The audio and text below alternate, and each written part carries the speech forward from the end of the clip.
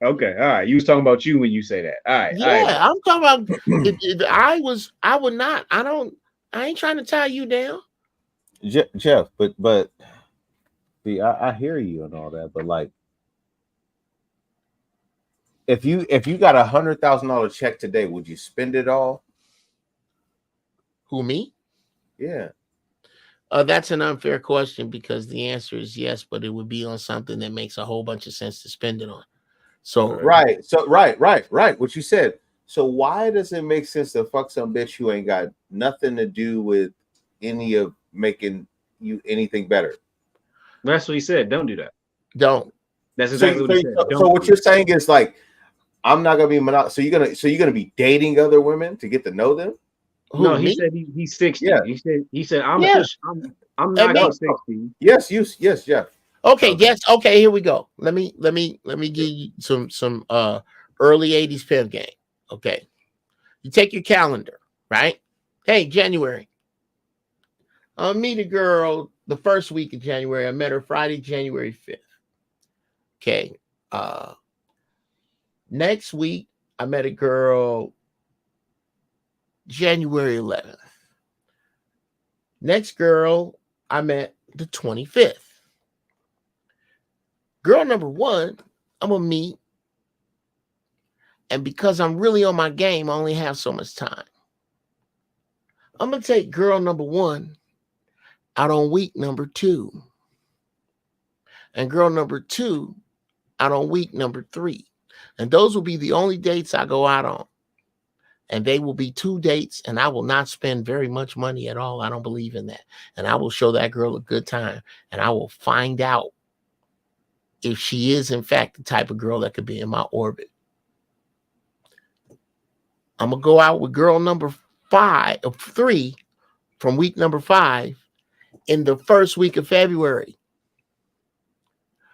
By the second week of February, I'm going to be dealing with girl number one on a more intimate basis if she has passed all the bases and she's been out on a couple of dates with me and I find her to be interesting, grounded, intelligent, earthy, takes care of herself, has a sense of history. I can pick up all of that with a picnic basket under a fucking tree in 30 minutes. So I got that from her. By March, I got one girl a week I'm dealing with that understands that I deal with other women that I'm having sex with, that I have actually aligned their periods up with when I want to have sex. I'm not going to even fuck with girl number 3 this week. I'm going to drop her off some chocolate, but I'm not going to fuck with her because we don't do that. She crazy. She knows how she is right now. So I'm going to send her that. And I'll be with girl number 2, and she's going to know that I'm with somebody else when I'm not with her. It's women that roll like that. Right. You just got to be dude enough to be able to deal with them on a level like that. No, like Jeff, I'm just playing devil's advocate because I know what you're talking about. And it is women that are totally down with that. Like there's more women than dudes would understand. If you're that guy, it'd be 3-4 of them who will be okay with that situation. You just got to step up and be that dude. But you have to be him every day. And most dudes are like only him for like 15 minutes. But if you're that guy every day, there's 3-4 women who will be down with that program. Yeah, like, sounds good. But... Like, and they have totally good self-esteem, all of that. Yeah. Because the thing is, like, I was talking to, I forgot who I was talking to today. I had a lot of phone calls. Anyway, but I was talking to someone, I'm like, man, you know what, dude? Like, as I'm looking at these panels we have, the panels are popping up everywhere, right? Mm-hmm. I'm like, dude, like, if I have to do some math, dude, like, 90% of these dudes have, like, no self-esteem, no self-confidence. Like, right. Deep on the side. And if you're that guy who does, you're crushing it right now. You're crushing it. You can tell a bitch, shut the fuck up, get over here, get me a sandwich, all of that. You don't have to be all it like you could, but if you're that guy. Okay, yeah, you could. But let me step in there and throw a flag on the play. Mm-hmm. If I'm that guy, I'm not within 50 feet of a woman that I have to tell to shut the fuck up. This is true. Them kind of women is not in my orbit. I don't have to I don't have to pound my chest like that, because Right. I have selected these women that I can tell you they are out there. I can tell you where to find them. I keep telling niggas where to go. I mean, not for you. You're a married man. I'm a married man. I'm observing on the hill, looking down into this nasty valley, that there are some women who are trying to separate themselves, and you need to go that way. In my opinion, young men who are looking for women, go towards the women who are making the conscious effort to separate themselves from the scallywags and hyenas and rutabagas. You know what, Jeff? Have you seen that clip that's been going around? Well, at least for me lately, I've been seeing it, of TK Kirkland. He said, any woman who will bring violence out of you, run. Have y'all seen that clip? I have not. Shout out to TK Kirkland, who started me in stand-up. Well, how does he start everybody? Bro, because he did. Because he did. Because here, I'll tell you how. On the West Coast, in 1988, 1989, at a little club called Miss Wiz in Long Beach, bro. I used to live in Long Beach. This would be the lineup. Where was it in Long Beach? Do you know where it is? Miss Wiz. I can't remember. I'd have to ask DL. Downtown or Belmont Shore? I don't think it was downtown. It was over in the hood. Okay. East side. This would be the lineup. Mark Curry, Louis Dix, DL Hughley, Jeff Brown, headliner Robin Harris, hosted by TK Kirkland. Really? That's one show. And I can you got put on by him, bro. That's TK, crazy, bro. I got to get, bro. I can't front. So TK wait. So put us all on, bro. Wait, Mark Curry is Mr. Cooper, right? Yeah. Yo, I saw Cat Williams at what's the place in downtown? Not the Staples Center, the one next to it. The Nokia, is that what it's called? I think so. Yeah. And he opened up for Cat Williams. Hilarious. He is hilarious on the stand-up. Who again? Curry. Oh, Mark. Oh, yeah, bruh. Mark Curry. Okay, let me tell you something else. Mark Curry been a beast. Really? Oh, oh my God. I tell you what, brother. I tell you what. I dare you. Bring up Mark Curry. You know what? I don't care. I saw him live and I couldn't believe how funny he was. Okay. But the funnier thing is, like, the funniest comedian I've ever seen, because I used to go to the Improv, because in downtown Long Beach they got the comedy club. Yeah. I used to take chicks there on Tuesday, Wednesday nights. The funniest person I ever seen in my life was in Irvine, and it was DL Hughley. I almost threw up. I was laughing so hard. I'd never seen anybody that funny in person. It's different in person than on TV. That's what he was doing, that joke about Lamar Odom when he was talking about when he was in that coma. Okay, and, I'm gonna stop you there because I can't stand the fact that this asshole is going to see this and hear that from you. I write for DL, and many people tell me that, and as much as I hate to say it, it is well deserved. The motherfucker is hilarious. He gets on my fucking nerves, and I need him to see me interrupt a compliment that was aimed at him. This is how I'm going to edit it. I will not have that on my show, dude. But I've seen I used to. I'm telling you, Jeff. I've probably been to. That was my thing when I was dating back in the day. Because I lived in Long Beach, I just go Tuesday, Wednesday, Thursday night whenever she was free. I could take a chick to the comedy show. It was like, $20-$30. We sit right in the front row, and we got to, because even the unknown comics are still funny. You know what I mean? It's not a joke. So, and then improv. What's the other one? Not the improv. The comedy, not the comedy club. Improv and the Comedy Store. Laugh Factory. Yeah. Okay. All right. Stop there. Now I'm gonna share something. Tell me, have you ever seen this before? Oh yeah, I know what this is. Yeah. Or you know the pussy get busted fuck. Boy, you should have thought about that when you was exceeding the speed limit. Now let me hear you sing it like Prince. I would not exceed the speed limit. Say it. I would not exceed the speed limit. Okay. I would not exceed the speed limit. One more time, boy. I would not exceed the speed limit. All of this was improv. You can't do no more, boy. Well, then get up and get out of my classroom, boy. And remember, this is going on your record. I can't let it go on my aunt and uncle's record, man. Get up and get out of my classroom now, boy. Got me tired. This is the third time you had me do some push-ups, man. I can't go nowhere else. I can't go nowhere else. Hey, Jeff.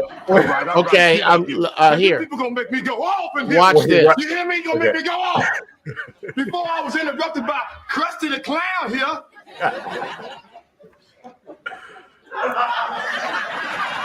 I was telling you about the evolution of the car. And it all started with the wheel. They had problems with the wheel. Can anybody tell me what was the problems with the wheel? Ah, I believe I know this one, sir. The problem, it was square. Did I ask you to say anything, boy? Did I ask you to speak, boy? You damn right it was square. It was square just like you are square. A nail 7 square, boy. You don't let them break your beat. Okay. My whole point for even bringing that up, that fucking Mark Curry is a fucking idiot. He is. When I watch Mark to give myself the permission to be a fucking goofball on stage, because he does not care. When he, just like he did that slide, he slipped. Actually, he did not mean to do that. And he just made it work. He would not break. He would. I used to go over there to see them taped. I missed this one. I wish I had seen it. Shout out to Fox, talented brother, another brother. Fox would when all of his punchlines, when they would go to do another take. Mm-hmm. Jamie Foxx always had jokes that the writers didn't write, that oftentimes were funnier, that oftentimes were funnier than the shit that the writers wrote, and that made it on the show. Jeff, I was gonna tell you to fast forward to that part where he fucking did the run around the slide, because I remember people breaking that down. They were saying like, well, he did that. It was improv, like you said, and you can see people in the class, they start laughing. Yeah. Yeah. So at any rate,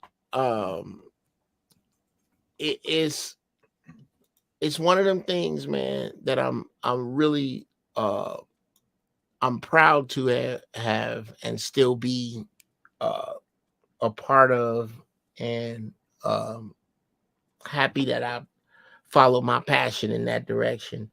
I'm gonna look again, Bruce, at my email. I'm trying to find your tracks. Oh, you didn't find it? I'm trying. I'm gonna look at them again. If I didn't find it, I'm gonna send you a text and just shoot it to me again. And I'm gonna be on the lookout for it. It might have went in my spam, but I don't see it under Christmas Eve. Anyway, what I'm telling you is, I don't know if what you're working in is your purpose, but it'll certainly feed it. That you will never, because of what you have trained yourself to do, you will, I don't give a shit what happens. You and your family gonna be straight, because that's you have your, so what you need to do, brother, is make a circle of cats like you and demand nothing less than them bring some or what you bring. Jeff, I'm gonna tell you that I won 17 years right now. And that's the hardest part. The thing is, like, it's okay. It's harder bringing people that look like me. I'm sorry, it just is. I'm telling you my experience. Like, I give niggas the test. I give niggas the study packet. I pay for it. I tell them go here. I tell them call this person. I give them everything. And in 17 years, Jeff, not one person has gotten to the program.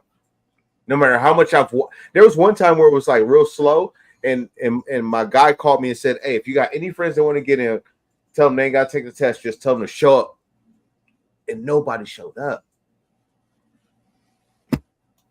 Wow. That's the stuff that hurts me, because 17 years, Jeff. I showed him my check. You know what I mean? Everything. Right. This is my check right here. I'm like, bro, like, we're 20 years old. I'm making $21 an hour. This is crazy. You know what I mean? Back in 2008, that's crazy. That's good bread. Right. And I don't really like to even talk about it because it hurts so much. Because I see how much it's helped me and how much it can help my people. And they don't show up. Well, bro, here's what a program at City of Commerce. Okay, you gotta, we need to holler, bro. You got a program in the City of Commerce. But it fluctuates. Sometimes they're accepting applications, sometimes they're not. Right now, I think they're not, because they have too much of a backlog. And it's an electrician program? It's a 5-year apprenticeship program. Okay. Now, is part of it paid? Oh, you get paid the whole time. You get a raise every 6 months. You're going to start off at like 20. Well, when I started off back in the day, you get a raise you still get a raise every 6 months, right? After you complete every semester you complete, you get a raise. It's like $2 an hour, dude. This is crazy. For 5 years, you get a $2 an hour raise every 6 months. What job is doing that? What job is doing that? You know what I mean? For real. And they just I don't understand, but I don't know what it is. I don't know why they don't want to do it. It's like, I'm like, bro, look at the bread we making. Well, I want to be an electrician. Nigga, we broke. We struggling out here. You know what I mean? We ain't ate yesterday. Like, who gives a fuck what the fuck you want to do, nigga? They paying. Some people, all they want to do. And this is something they cannot take this skill from me that I've gained. They can't take it from me. And I've used this skill to get out of that and get me I work for the city of LA now, and then also get my contract license and shit, and to build my own thing. You know, they can't take it away from me. They can fire me, but you cannot take the skill that I've gained over 17 years away from me. You can't. Sure. And that's different than like some other shit. Like, that's why, Jeff, I remember, I don't want to go off, dude. I don't want to go off. But like when I first started and back in 07, right? It'd be like hundreds of dudes on the job. I'd be the only black dude on the job of all trades, not just electricians, of all trades. And I'm like, where the niggas at? You know where the niggas at? They in the front working security. That's what they doing. They doing security in the front. They're not on the jobs. They making a third of the money we make it on the jobs. They're doing security. And I'll be telling them, come in, come do this and that. And Jeff, I'm out here like, I'm advocating to everybody. I'm screaming at the top of mountains. I'm like, look at my check, bro. Like, I don't care. You can see it. Look at what I made, bro. Like, I'm 20 years old. I'm making more than my father's ever made in his life. You know what I mean? Like I'm Jeff. I remember being 24 and I'm making like $80,000. That's crazy, nigga. I'm a nigga who grew up in a foster home. This is crazy. Right. You know what I mean? This is wild. Life can't be this easy. Right. At 24, like for me, like I thought like the best I would do is like 50 grand. And I'm like, I'm 24 making this. This is crazy. And then like you're making 100 grand, you're in 20s, like it's wild. And I'm trying to tell they're not listening. They don't listen. I don't know what else to say. It's not that they're not listening, they don't believe. They don't believe. We were just talking about this earlier. My check.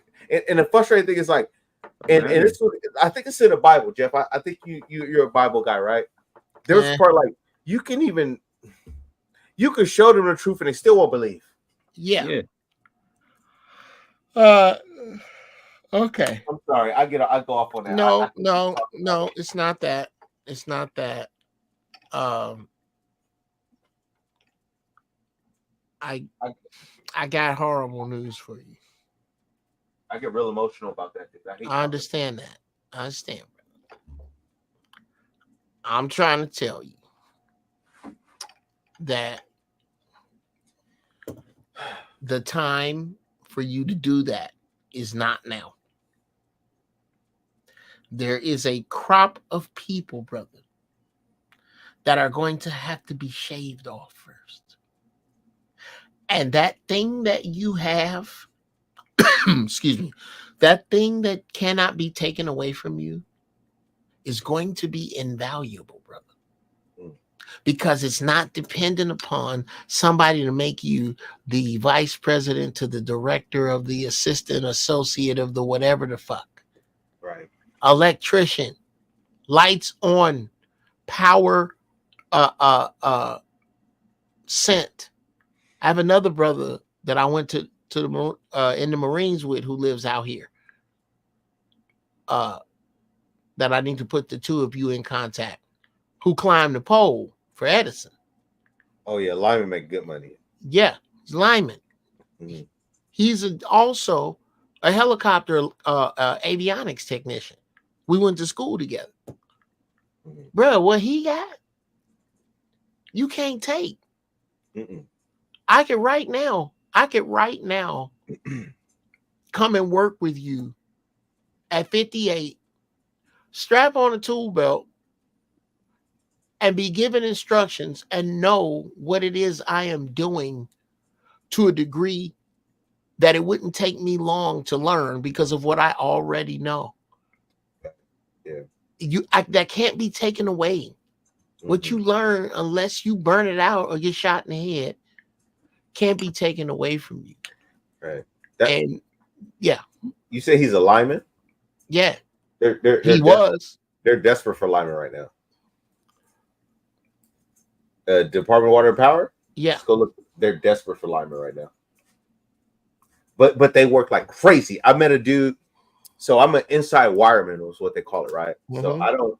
Right now, I do maintenance mainly in troubleshooting. I'm not doing construction shit no more, right? But the DWP guys come out to do the power poles.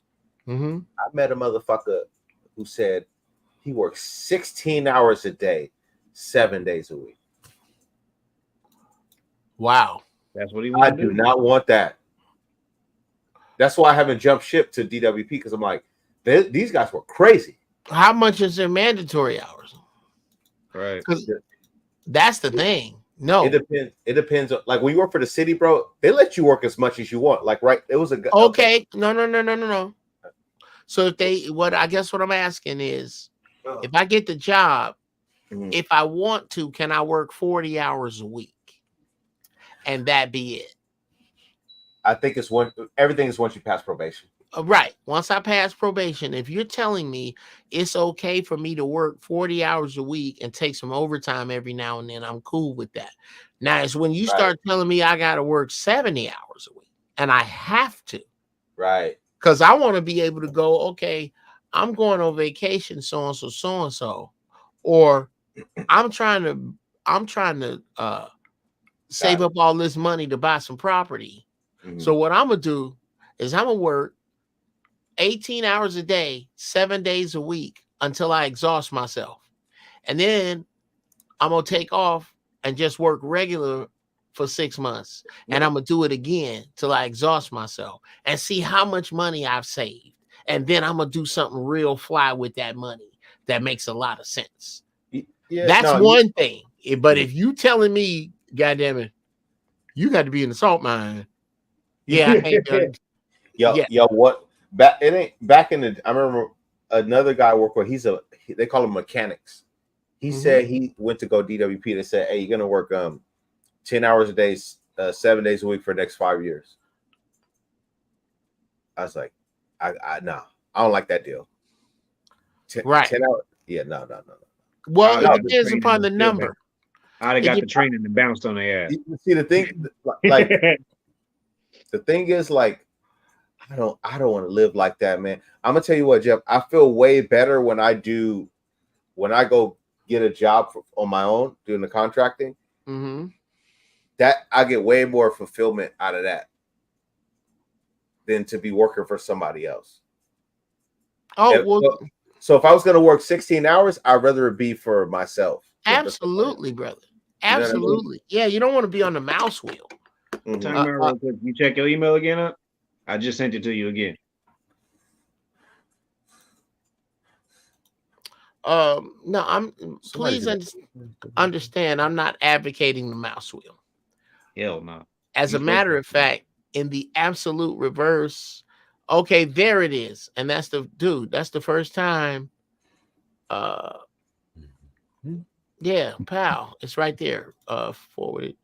That to yeah. Q Funk Ass Master got him. That's what I'm saying to you is that people with trades are right now stomping the shit out of people living in vans that got degrees. I don't know one broke mechanic, one broke plumber, one broke electrician. I don't know. Them dudes can't stay at home. Jeff, I gotta slow it down. I have to turn my phone off. My business phone. We call it the money phone. Yeah. We gotta turn it off because it's like I can't do it. And the other thing is like the hard part is like me having a regular job and doing that. But see, it's like the golden handcuffs right now. Like I'm making a lot of my job. I got healthcare, all of that, retirement, and it's like to replace that. It's not like I want to replace I don't want to like. So let's say if I was making 100,000, right, just to make it easy. I don't want to be like, oh, I'm making 100,000 on my contract, and so I'm gonna switch over. I kind of want to be making like triple what I make, in my job to make me feel more comfortable. Well, I tell you what. Here's what you want to do, bro. I can give you a formula over time, but that's gonna take us some time to do. I'm trying to tell you, and I'm not. I'm just being real with you. Yeah, there's one of my book students. You can have him talk to you about me and one-on-one sessions. You need to sit down and get some life coaching sessions with me, and I can help you get from where you are to where you want to be. I see it, but it takes time to give you that kind of game, and that's what you really pay for. Is you pay for my time.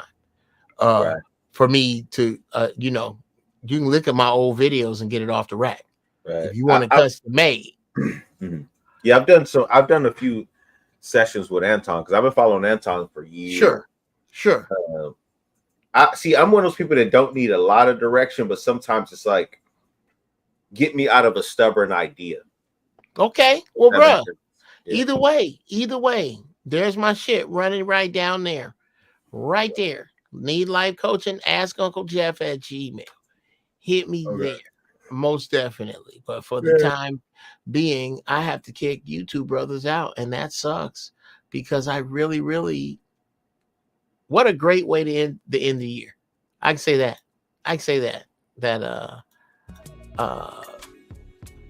It's cool to see Brother Youngblood come through now. I hope you're not a stranger. The cats that have come over here, don't be strangers that came here from good to see Ja. What's up, man? We need to talk, bro. Hit me on Facebook where the old people hang out, so we can talk about this coming year. Jonathan Earl, man, talking to me all night. Thank you, sir. Black Sparta, talking to me all night. Thank you, sir. It's good to see these brothers grow, man. I'm really proud of them. I can step in it and say I'm proud of you. At first, I couldn't even own that.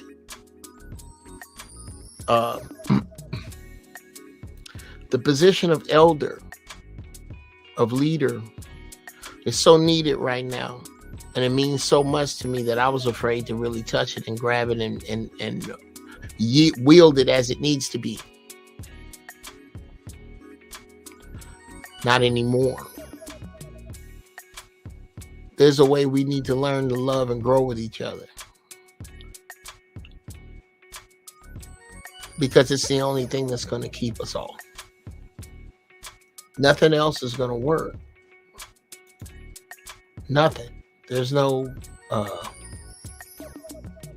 magic beans. We're going to have to love our way out of this, people.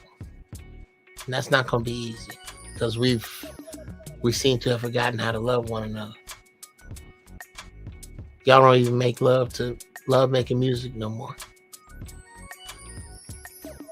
You gotta change that. But until then, stay high in thought. Stay high in deed. Guide your ignorance to your wisdom. Pull out of the gravity of the stupid. Sisters, find your peace. Brothers, find your majesty. It's your Uncle Jeff. I'm out.